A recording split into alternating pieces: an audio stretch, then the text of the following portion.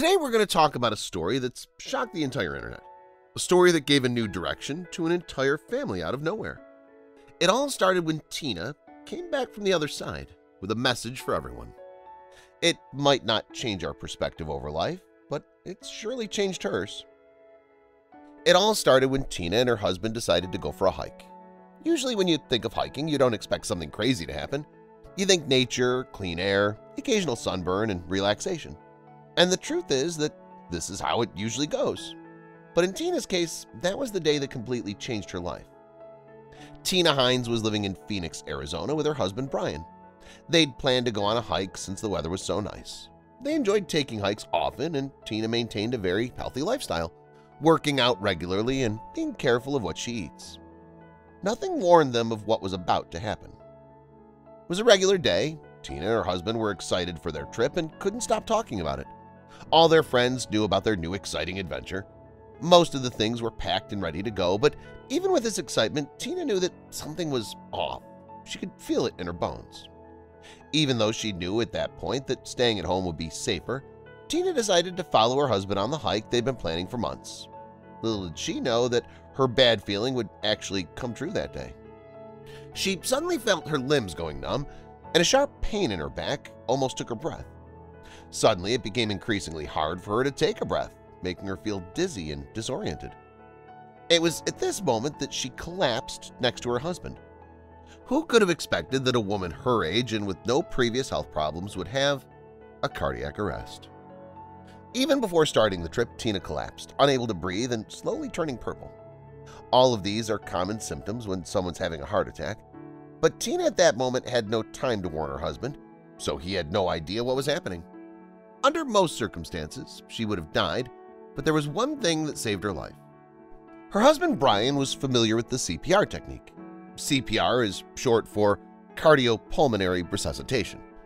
It's a technique that by pressuring a person's chest and blowing air into their mouth, you can prevent them from temporarily getting brain damage due to the lack of oxygen and help their heart to start beating again. You might think that this was enough, but you'd be surprised by what happened next. First, he took the cell phone out of his pocket and dialed 911. There was no time to lose, but he knew that there was no way his wife would survive unless she went to the hospital. Putting a priority on the call, he informed the person on the phone of the situation, desperately calling for help. The call lasted just a few seconds, but to Brian it seemed like an eternity. He hung up and turned to his wife.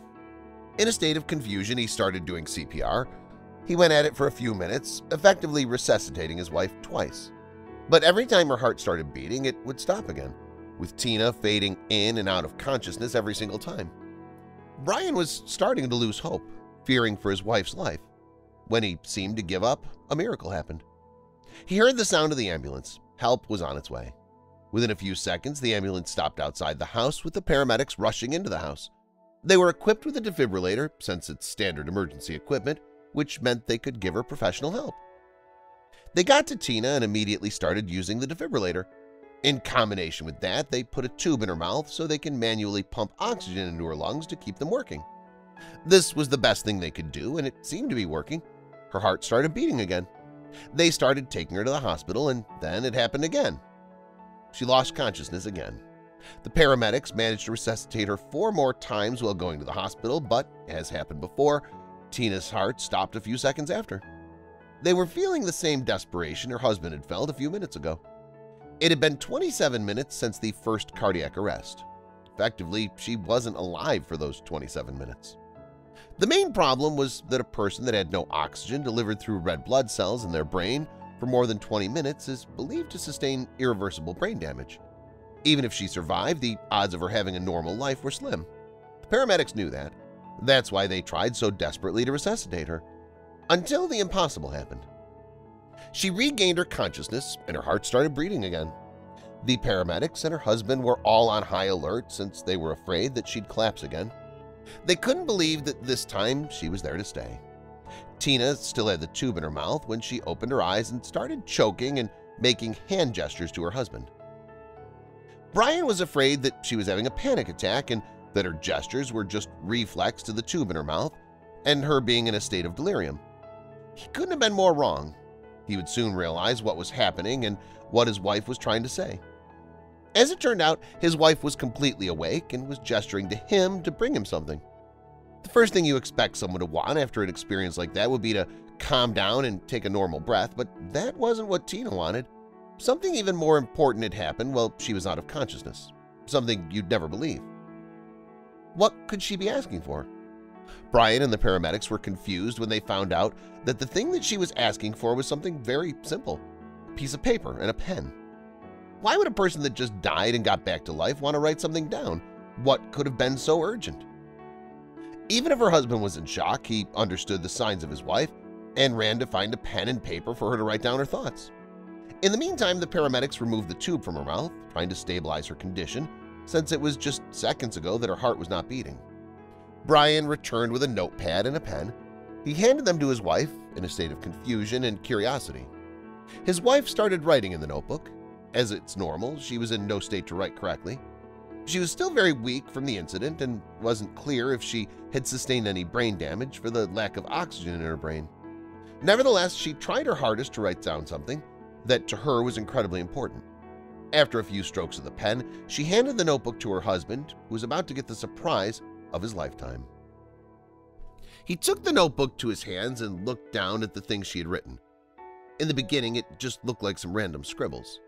The panic state he was in didn't allow him at first to understand what was written on the notepad, but after a few seconds, he saw it. On the notepad was written, "It's real." What could this mean? He was as shocked as everyone around the room. She was asked, "What's real?" with everyone in the hospital room being in a complete state of shock. The answer she gave was the most unexpected one. She told them that heaven was real.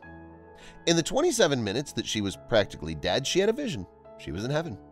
She understood that since she looked around and there were vibrant colors everywhere, she thought she was alone, but then she saw a figure that would make her understand where she was without the shadow of a doubt.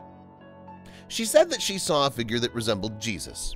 He was surrounded by a bright light, and behind him was a gate. There was no doubt in Tina's mind that she was in heaven. It was only the visual part that made her believe that. She could also feel it, the feeling of grandeur and awe. There was no other explanation for her. But was it real? As it was logical, everyone was fearing for the state of Tina's mind. They thought she wasn't well. After the test they did on her, they were surprised to find that she'd sustained no brain damage. That by itself was a miracle. So it wouldn't be so weird if what she had seen was actually what had happened. At least that's what her family believed. Maddie Johnson, her niece, arrived at the hospital during the incident. She claims that this is a story that's worth sharing with the rest of the world. The words of her aunt had renewed and reinforced her faith more than anything in the world could. She thanked her aunt by saying, "It's given me a tangibleness to an eternal hope that's not too far away. I love you." For most people, a near-death experience would be a terrifying memory that they'd try to forget. For this family, it was an experience that brought them closer together as a family and gave them some guidance. One of the members of the family did something very unique and unconventional with this experience. Maddie made a copy of the message that her aunt wrote to remember it forever. But just a copy in a notebook wasn't enough for her. She had to take it one step further. She wanted to have the reminder of eternal salvation always close to her. She wanted this memory to never fade away, so she did something crazy. She tattooed that message on her body. She had it done on her wrist. That way, whenever she felt some desperation, she could always look at it as a reminder that there's something greater than the earthly things. She claims that this event gave her a new direction in life, one that she couldn't have guessed before. Tina Hines was released from the hospital a few weeks after her experience, with the story attracting the attention of social media around the world. Some people are skeptical about this incident, but others are embracing it as proof that their faith is real. Regardless of these things, one thing is important. Tina was released from the hospital a few days later, and ever since she had presented no health problems. She continues to live a healthy and energetic life, putting this whole incident behind her. Since then, she's enjoyed every uneventful hike with a pleasure that we can never possibly understand.